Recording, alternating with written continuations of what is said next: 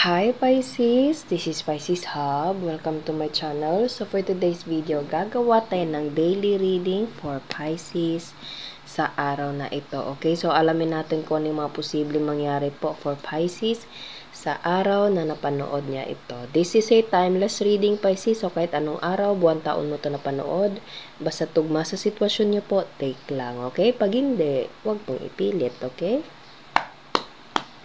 Reminder lang na ito ay general reading, Pisces. So, pwede pong mag-resonate, pwede pong hindi. Okay? And, welcome po ang lahat ng gender, babae, lalaki, LGBT, at pwede po sa feminine or masculine na energies. Okay? So, kahit kanino, kahit anong oras, taon, timeline, basta tugma sa'yo, tugma sa buhay mo, take lang. Pag hindi, again, wag pong ipilit. Okay? So, alamin natin kung ano yung magiging mensahe ng ating tarot card for Pisces sa araw na napanood mo ito. Mga gabay mensahe, mga posibleng mangyari for Pisces sa araw na napanood niya ito. Ano po yung message niyo po for Pisces sa araw na napanood niya ito? Oh, wow! Ace of Pentacles. Ace of Money, Pisces, meron kang matatanggap na malaking pera, okay? Or pwedeng meron connection sa offer or opportunity. Basta meron connection sa pera, okay? Meron connection sa financial. Unang-unang card pa lang natin, Pisces, is pera. Malaking pera, okay? Darating sa'yo, matatanggap mo or ikaw yung magbibigay, Pisces, okay? So, ano pa? Ano pa po ito? Ace of Pentacles, Ace of Money. So, ano pa? Ano pa po yung message niyo po for Pisces? Oh my goodness. Knight of Cups and then Ace of Pentacles, Pisces. Meron kang matatanggap na mensahe. This is something like a good news for you. Knight of Cups is a messenger, Pisces. Is a emotion messenger, okay? And yung message na iyon is merong connection sa pera, merong connection sa financial, sa career, sa opportunity, sa offer, sa kahit ano, basta merong connection sa kumbaga financial upgrade mo, okay? So expect some message na merong connection sa pera, Pisces, sa dalawang cards natin dito. Okay? So wow. Obviously, unang-unang card natin is merong connection sa financial. And then, meron tayo ditong the Fool, Pisces. Merong lakad, merong action, merong movement. After receiving this Ace of Pentacles right here. Okay? So, pwedeng, ayan matatanggap mo siya pwedeng sa labas ng bahay or pwedeng lalabas ka, pupuntahan mo ito, tatanggapin mo ito, okay? Or merong email, merong message, okay? Basta merong connection something na pera, merong connection something na career, okay? And the Fool is a action, is a movement, Pisces. Okay? And obviously, yung movement, yung action, yung kilos na ito is merong connection sa career or sa pera po. Okay? And itong message na ito is makakatulong to sa iyo, especially sa financial.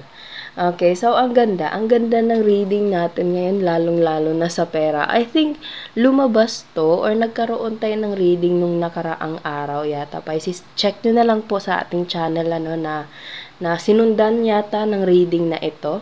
Okay, na meron din connection sa pera, meron connection sa financial, okay? Lumabas din yung Ace of Pentacles natin doon.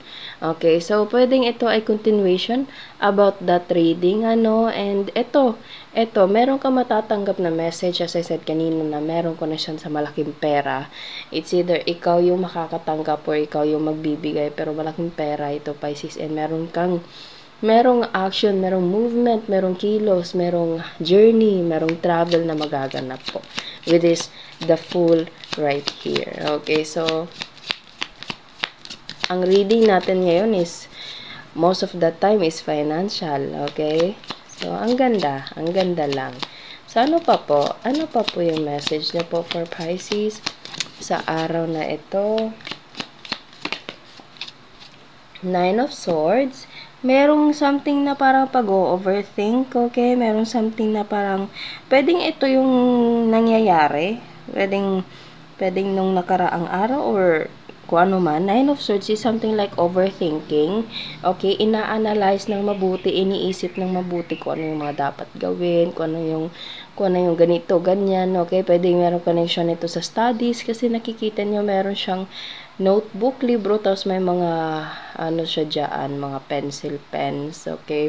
And nasa madilim siya na kwarto. So, pwedeng ito yung merong connection sa pag-aaral na pwedeng pang tuition, pwede po, okay? So, or pwede din namang meron ka mga business ideas or something like mga plano, okay? Na pinag-iisipan mo ng mabuti, hindi mo alam kung ano yung gagawin. Pero, dito sa tatlong cards na nauna dito, Pisces, ito yung makakatulong sa'yo for this Nine of Swords right here. Makakatulong itong Ace of Pentacles para matugunan itong Nine of Swords. And magagawa na yung plano, magagawa na yung, meron ka nang magagawa, okay? And, itong pagtanggap ng Ace of Pentacles is darating siya through message, obviously, okay? So, pwede ito meron connection sa specific na tao mismo, pwede siya yung magbibigay or ikaw yung magbibigay, okay? Take nyo lang kung sino mag-resonate, okay? Or pwedeng email, messages, okay? Na, basta merong message, Pisces. Yun lang yung gusto kong sabihin. Merong message, merong messenger na darating na merong dala na Ace of Pentacles. Okay? So, kung ano man tong Nine of Swords na pinag-iisipan, oh, wow, the Empress. Ayan, this is something like giving you a new hope, Pisces, for this, the Empress right here, okay? Napapansin nyo, she's pregnant, okay? So, pwedeng hindi naman literal na pregnant, ano? It is something like a new journey, new hope, kumbaga, new life, new inspiration, parang ganun po, okay? So, the Empress is, pwedeng ito ay feminine energy, pwede you're dealing with, or ikaw yung feminine energy, wala po tayong gender specific, ano. So,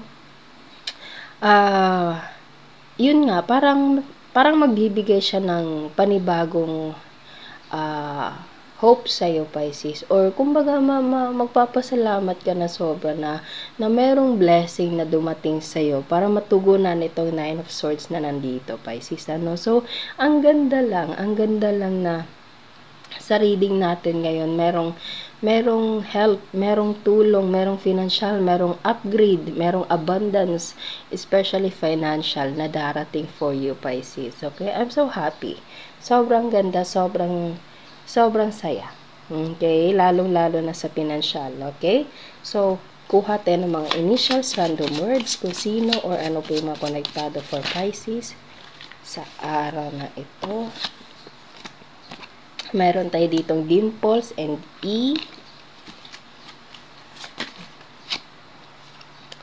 4.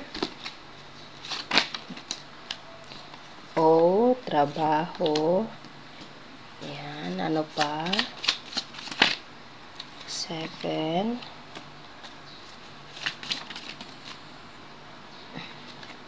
Ring.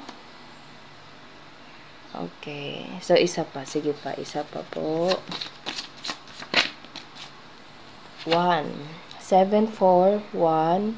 Tapos, O and E. Tapos, dimple, trabaho, and ring. Okay, so pwedeng nandito Pisces, pwedeng wala, it's okay lang po. Okay, so yun po ang ating reading for Pisces sa araw na ito. Naway nagustuhan niyo po.